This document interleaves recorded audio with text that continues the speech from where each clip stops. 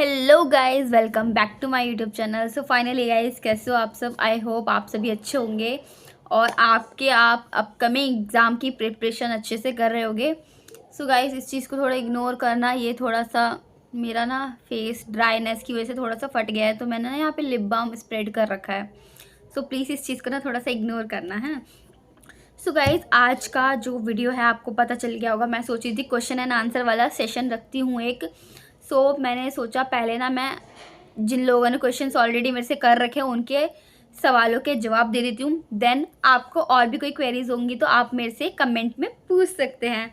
मैं यहाँ पे अपना लैपटॉप लेके ऑलरेडी बैठी हुई हूँ, बिकॉज देखो गाइज, अब एग्ज़ाम हमारा ऑलमोस्ट आ चुका है। ठीक है, बहुतों के एग्ज़ाम हो चुके हैं। ठीक, तो मैं ये बोलूँगी अब इस एंड मोमेंट पे प्लीज़ कोई प्रैक्टिस मत करो, कोई रिवीजन बेकार में मत करो, कि हम एंड मोमेंट पे जितना ज़्यादा चीज़ें करते हैं हमारा दिमाग उतना ही ख़राब होता जाता है। तो हमने जो चीज़ कर रखी है उसको एक बार नॉर्मली रिवाइज कर लो। ठीक है, टॉपिक्स देख लो कौन कौन सी चीज़ें, बस एक दो बार एनालाइज कर लो अपने दिमाग में, बस उससे ज़्यादा मत कुछ करो। मॉक टेस्ट वगैरह या सैम्पल पेपर वगैरह देखना है तो देख सकते हो, इससे ज़्यादा आपको कुछ करने की ज़रूरत नहीं है। तो चलो गाइस, अपने कमेंट सेक्शन से स्टार्ट करते हैं। इसमें बहुत से बच्चे मेरे से पूछते हैं, कहाँ चला गया यार, what the hell is this, क्या ओपन अप हो गया है ये मेरे से, wait a minute. So guys, recently तो लोग मुझे बेस्ट ऑफ लक कह रहे हैं मेरे एग्ज़ाम के लिए। बेस्ट ऑफ लक मेरे को कह रहे हो आप सब, थैंक यू उसके लिए पहले तो।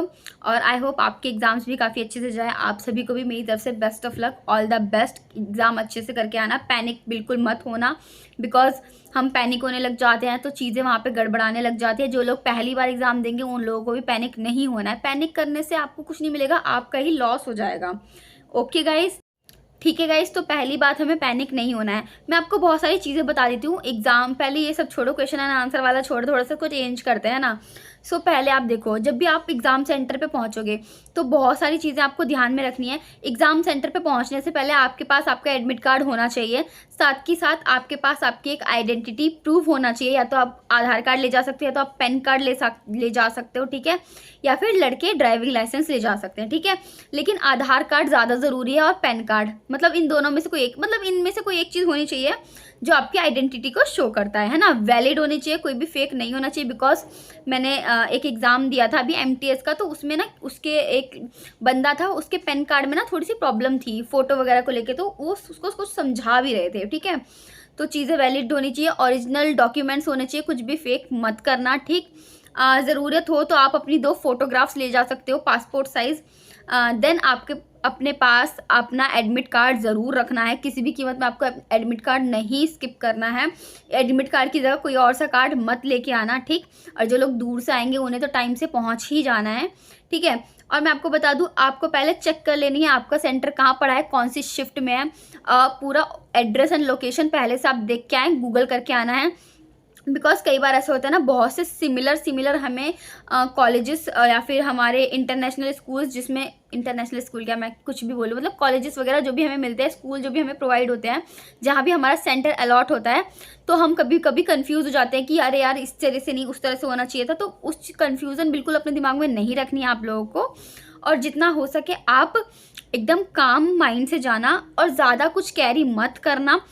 थोड़ा बहुत ही अपना सामान रखना। ठीक है, बिकॉज वहाँ पे ज़रूरी नहीं है कि हर जगह आपको आपका सामान डिपॉजिट करने के लिए जगह मिलेगी। बिकॉज SSC में कहीं जिस जोन में मेरा पहले एग्ज़ाम, तो ज़रूरी नहीं है आपको हर सेंटर के बाहर पे आपको आपका सामान रखने के लिए जगह मिलेगी। बिकॉज इस चीज़ की मैं गारंटी नहीं लेती हूँ। SSC में बहुत जगह ऐसी होती है जहाँ पे आपको, हाँ, कि आप बाहर अपना बैग जमा कर सकते हो, आप वहाँ पे डिपॉजिट करा देना। ठीक है, और यहाँ पे टोकन मिलेगा तो टोकन के साथ अपना बैग सारा, तो इस चीज़ का आपको ध्यान रखा है, सामान जितना हो सके उतना कम लेके आना है।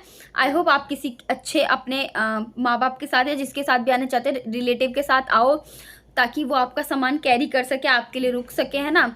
अगर आप अकेले सोलो ट्रैवल कर रहे हो तो आप अपने अकॉर्डिंग अपना ध्यान रखना। ठीक, अपना सामान का ध्यान रखना है आपको, ज़्यादा से ज़्यादा चीज़ें। और गर्ल्स के लिए मैं बता दूँ, प्लीज़ ही ईयरिंग, नोज पिन प्लीज़ उतार के जाना, नेक चेन्स वगैरह, हाँ, हैंड में जो ये भी है ना, ये सिंगल, इस चीज़ को भी ना उतार के रख के जाना। ठीक है, कुछ भी आपको कैरी करने की ज़रूरत नहीं है। इनफैक्ट क्लेचर ये तो बिल्कुल भी नहीं लगाना है। ठीक है, रबर बैंड लगानी है, प्लेन नॉर्मल सिंपल सी रबर बैंड होनी चाहिए और कुछ नहीं होना चाहिए। बॉयज़ के लिए मैं बता दूं, उनको अपनी बेल्ट वगैरह ये सब चीज़ें कैरी नहीं करनी है, ठीक है। और कुछ भी ऐसी चीज़ें कैरी मत करना जिससे उन लोगों को वो हो। और शूज़ वगैरह जो भी, लड़कों को तो बोलूँ चप्पल पहन के आओ तो ज़्यादा बेहतर है, लड़कियाँ भी चप्पल पहन के आओ ज़्यादा बेहतर है। जूते जुराब पहन के आओगे तो वो चीज़ भी चेक करवाते हैं, बिकॉज सेफ्टी ज़रूरी है ना। एग्जाम्स में आपको पता है बहुत जगह चीटिंग वगैरह हो जाती है, तो इस चीज़ का भी बहुत ध्यान रखना है। प्लीज़ कुछ भी मत कैरी करके ले जाना है। आप एक चीटिंग के चक्कर में अपनी पूरी लाइफ बर्बाद कर सकते हो, ठीक है। अपने ऊपर वो एलिगेशन लग जाता है तो जिससे हम उसको ना बर्दाश्त नहीं कर पाते, ठीक है। हमें खुद के लिए शर्मिंदा महसूस होता है, ठीक। तो गाइज़ ये सारी चीज़ हो गई, डॉक्यूमेंट वगैरह आपको। और हाँ प्लीज़, जो उसमें लिखा होता है ना एडमिट कार्ड में कि आपको 1 घंटा पहले तो पहुंच जाना है, जो रिपोर्टिंग टाइम है प्लीज़ आप उससे पहले पहुंच जाए। बिकॉज जिस लेवल की भीड़ होती है ना एग्ज़ाम सेंटर के बाहर, अभी सेक्टर 62 में जो सेंटर है, एक जोन है ना, डिजिटल जोन करके, मेरा 2-3 सेंटर ना वहीं पड़े हैं। तो भाई साहब वहाँ पे इतनी ज़्यादा भीड़ होती है और लोग कंफ्यूज भी हो जाते हैं, ठीक है। तो प्लीज़ सेंटर से पहले। सो गाइज इतनी सारी बातें आपको समझ आई होंगी मेरी काफ़ी अच्छे से, ठीक है। और जो लोग मॉक वगैरह लगा रहे हैं अच्छी बात है। और हाँ, जो लोग मेरे से बोलते हैं कि मैम प्लीज़ आप अपने नोट्स प्रोवाइड कर दो, देखो पहली बात ये, आप ना अगर आप क्या कहते हैं, बिगिनर हैं, ठीक है, एग्ज़ाम में आप बिगिनर हैं, आप फर्स्ट टाइम एग्ज़ाम दे रहे हो, या फिर जो भी अब प्रिपरेशन करने वाले हैं, उन लोगों को मैं बता दूं, पहले ना आपको अपना बेस क्लियर करना है, ठीक है गाइज। एक बार आपको अपने आप से हैंड रिटन नोट्स ज़रूर बनाने हैं, किसी भी सब्जेक्ट के हों, बिकॉज सारे सब्जेक्ट आ ही जाते हैं, ठीक है। कहने को ही होता है कि नहीं इसमें तो मैथ्स आएगी, रीजनिंग आएगी और हमारी करंट अफेयर स्टैटिक जीके वगैरह आएगा और इंग्लिश हिंदी आएगा। नहीं जी, वो सब आपकी जो स्टैटिक जीके होती है, करंट अफेयर्स होते हैं ना, उसमें आपका पॉलिटी, हिस्ट्री, बायोलॉजी, फिजिक्स, ये सब चीज़ें आपको पढ़नी ही पड़ेंगी, बिना इसके आपका गुजारा नहीं होने वाला, ठीक है। तो आप स्टार्टिंग में जब भी अपनी प्रिपरेशन करें तो प्लीज़ एक बार आप बहुत सोच समझ के कोई बैच ले लें, कोई भी आप जिस भी चैनल को आप प्रेफर करते हैं, या फिर जो भी टीचर आपको अच्छा लगता है, जैसे RW है, कैरियर विल है, अड्डा 24/7 है, फिजिक्स वाला है। तो जो भी टीचर्स, या जिन टीचर से आपने अपने 11th-12th में पढ़ाई की हो, आपको लगता हो कि उनका समझाया आपको समझ आता है, या फिर उसी ग्रुप के टीचर्स मेरे को अच्छे से समझा पाएंगे, जैसे उसी चैनल के, बिकॉज हर चैनल के टीचर्स हैं, हर कोर्स के लिए अलग अलग टीचर वो प्रोवाइड करते हैं।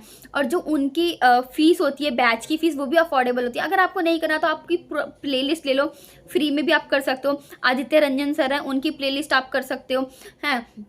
और हमारे नवीन सर की कुछ प्लेलिस्ट पड़ी हुई हैं हिस्ट्री और हिंदी वगैरह की, जो कि हमारे यूट्यूब पे फ्री ऑफ कॉस्ट है। आप उस चीज़ को एक्सप्लोर करो, वहाँ से जाके आप प्रिपरेशन करो।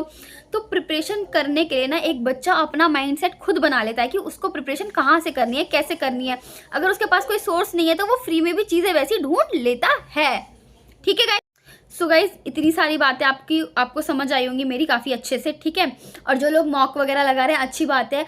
और हाँ, जो लोग मेरे से बोलते हैं कि मैम प्लीज़ आप अपने नोट्स प्रोवाइड कर दो, देखो पहली बात ये, आप ना अगर आप क्या कहते हैं, बिगिनर हैं, ठीक है, एग्ज़ाम में आप बिगिनर हैं, आप फर्स्ट टाइम एग्ज़ाम दे रहे हो, या फिर जो भी अब प्रिपरेशन करने वाले हैं, उन लोगों को मैं बता दूं, पहले ना आपको अपना बेस क्लियर करना है, ठीक है गाइज। एक बार आपको अपने आप से हैंड रिटन नोट्स ज़रूर बनाने हैं, किसी भी सब्जेक्ट के हों, बिकॉज सारे सब्जेक्ट आ ही जाते हैं, ठीक है।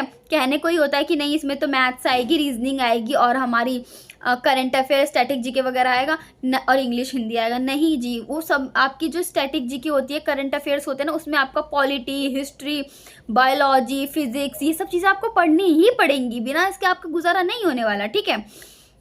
तो आप स्टार्टिंग में जब भी अपनी प्रिपरेशन करें तो प्लीज़ एक बार आप बहुत सोच समझ के कोई बैच ले लें, कोई भी आप जिस भी चैनल को आप प्रेफर करते हैं, या फिर जो भी टीचर आपको अच्छा लगता है, जैसे RW है, कैरियर विल है, अड्डा 24/7 है, फिजिक्स वाला है। तो जो भी टीचर्स, या जिन टीचर से आपने अपने 11th-12th में पढ़ाई की हो, आपको लगता हो कि उनका समझाया आपको समझ आता है, या फिर उसी ग्रुप के टीचर्स मेरे को अच्छे से समझा पाएंगे, जैसे उसी चैनल के, बिकॉज हर चैनल के टीचर्स हैं, हर कोर्स के लिए अलग अलग टीचर वो प्रोवाइड करते हैं। और जो उनकी फ़ीस होती है, बैच की फ़ीस, वो भी अफोर्डेबल होती है। अगर आपको नहीं करना तो आपकी प्लेलिस्ट ले लो, फ्री में भी आप कर सकते हो। आदित्य रंजन सर हैं, उनकी प्लेलिस्ट आप कर सकते हो हैं। और हमारे नवीन सर की कुछ कुछ प्लेलिस्ट पड़ी हुई हैं हिस्ट्री और हिंदी वगैरह की, जो कि हमारे यूट्यूब पे फ्री ऑफ कॉस्ट है। आप उस चीज़ को एक्सप्लोर करो, वहाँ से जाके आप प्रिपरेशन करो। तो प्रिपरेशन करने के लिए ना एक बच्चा अपना माइंडसेट खुद बना लेता है कि उसको प्रिपरेशन कहाँ से करनी है, कैसे करनी है। अगर उसके पास कोई सोर्स नहीं है तो वो फ्री में भी चीज़ें वैसी ढूंढ लेता है। ठीक है guys. So at the end मैं आपको यही बोलूँगी कि आपको अपनी चीज़ों को टाइम से लेके जाना है, और वाटर बॉटल हो सके तो कैरी कर लेना। वैसे इसकी ज़रूरत नहीं है, वहाँ पे आपको वाटर कूलर वगैरह मिल जाएगा गाइज। और आई होप आप सब अपनी प्रिपरेशन काफ़ी अच्छे से कर रहे हो। मैंने सोचा था इस सेशन को थोड़ा सा ना मैं आपके लिए रखूँगी, ताकि ये वाला जो व्लॉग होगा आपकी जो भी क्वेरीज़ होंगी, अब जो आपकी क्वेरीज़ होंगी तो आप प्लीज़ आप मेरे से कमेंट सेक्शन में पूछ लेना। तो मैंने सोचा आपको बताना चाहिए कौन कौन सी चीज़ें हमें एग्ज़ाम सेंटर से पहले पहुंचना है, कैसे करना है, क्या क्या डॉक्यूमेंट्स हमारे पास होने चाहिए, ठीक है, और क्या क्या चीज़ें हमें कैरी करके जानी है, क्या क्या चीज़ें हमें कैरी नहीं करनी है, और जो लोग बिगिनर लोग हैं उनको प्रिपरेशन एग्ज़ाम की कैसे करनी है। और जो फर्स्ट टाइम इस एग्ज़ाम को देंगे प्लीज़ पैनिक मत होना। जब भी हमें एग्ज़ाम पहुंचने के पहले हमारा बहुत सारे वेरिफिकेशन वगैरह होती है, तो उस टाइम आपको अपने माइंड पे ज़्यादा चीज़ें स्ट्रेस नहीं लेना है, बिल्कुल स्ट्रेस फ्री होके जाना। पता है मुझे फर्स्ट टाइम एक्सपीरियंस होता है, बहुत ज़्यादा स्ट्रेस होता है, क्या होगा कैसे होगा, मेरी चीज़ें कुछ गलत तो नहीं निकल जाएंगी, मुझे ये तो नहीं करना पड़ेगा, यहाँ टाइम वेस्ट होगा, वहाँ टाइम वेस्ट होगा, कंप्यूटर पर स्क्रीन कैसे चालू होगी, कौन सा पासवर्ड डालना होगा। आप वहाँ पे पूछ सकते हैं, ठीक है। एग्ज़ाम स्टार्ट होने से पहले वो आपको सब चीज़ गाइड कर देंगे, ठीक है। आपकी वेरिफिकेशन होगी, आपका थंब जो है थंब लगाया जाएगा, है ना। पूरे प्रॉपर वेरिफिकेशन के बाद आपको आपका सीट अलॉट किया जाएगा, है ना, उस रूम में कौन सा फ्लोर है आपका, कौन सा सीट है।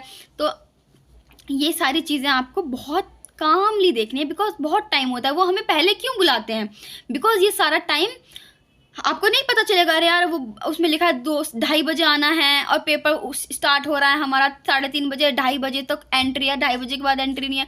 इसीलिए ही करते हैं ना वो, क्योंकि उसके बाद जितना भी टाइम होता है ना, आप लोगों को प्रॉब्लम ना हो। आप अपना रूम देखो, अपनी सीट देखो, लोगों की वेरिफिकेशन में प्रॉब्लम आती है वो चीज़ देखो, जो भी क्वेरीज होती है, आप कुछ डॉक्यूमेंट भूल गए तो वो चीज़ पहले कर लो, है ना।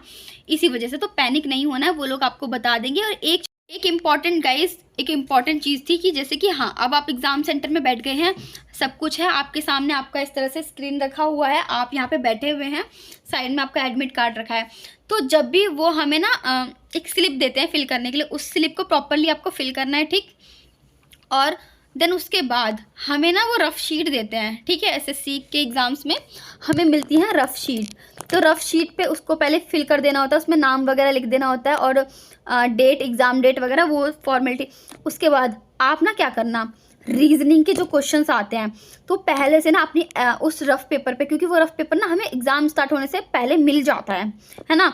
तो आप अपना टाइम कंज्यूम कर सकते हो। आप उस रफ शीट पे ना जल्दी से अपने अल्फ़ाबेट वगैरह लिख देना, बिकॉज अल्फ़ाबेटिकल सीरीज़ वाले क्वेश्चंस ही हमें दिमाग ख़राब करते हैं। हो तो जाते हैं पर हमारा टाइम ज़्यादा कंज्यूम होता है। हम नहीं चाहते ना हमारा टाइम ज़्यादा लगे, बिकॉज एग्ज़ाम सेंटर में जब हम बैठे होते हैं तब हमें नहीं पता चलता कि 3 घंटे का एग्ज़ाम है, कितने घंटे का एग्ज़ाम है, और कितनी जल्दी बीत जाता है। तो वहाँ पे हमें टाइम नहीं पता चलता गाइस। इसलिए मैं आपको यही सजेस्ट करूँगी, अब तक का जितना मेरा एक्सपीरियंस है 1 साल का, मैंने भी आप ही की तरह शुरुआत की है, मेरे को भी ज़्यादा टाइम नहीं हुआ है, बट मैंने 1-2 जितने भी एग्ज़ाम दिए हैं तो मुझे आइडिया है कि मैंने एक एसएससी जीडी का एग्ज़ाम दे चुकी हूँ। मैं बिगिनर थी, मुझे कुछ नहीं पता था, मैंने सोचा था बिना प्रिपरेशन के दिया था मैंने वो एग्ज़ाम।